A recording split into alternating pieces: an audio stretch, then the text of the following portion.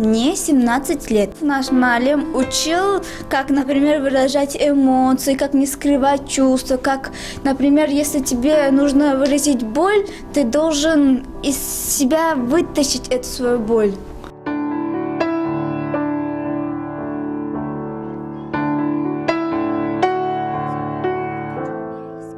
صاحب دو فرزند در این رول من رول مادر رو میبازم که در حقیقتا که در خودم کودک امکانیتش محدود دارم برای همین رول مادر رو انتخاب کردم که اون چی که دردی که اثر گذراندیم به همین نقش نزدیک است بازیده ایستادیم.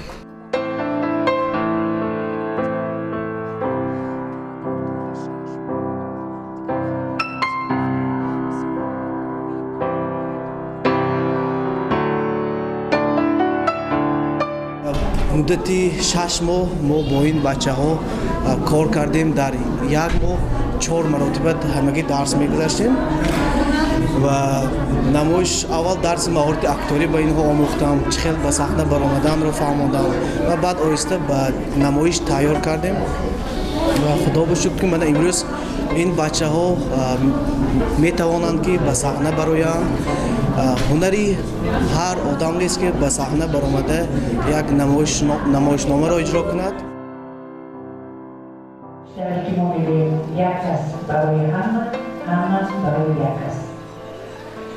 روز دیگر من بهره بردم، لذت بردم از بازی بچه ها. من در سیمای بعضی ها حتی دیدم شخصیت هایی که قریب که یک کاغذ از هنرمندان دیپلمداری که در تئاتر کار میکنند یک کاغذ بالا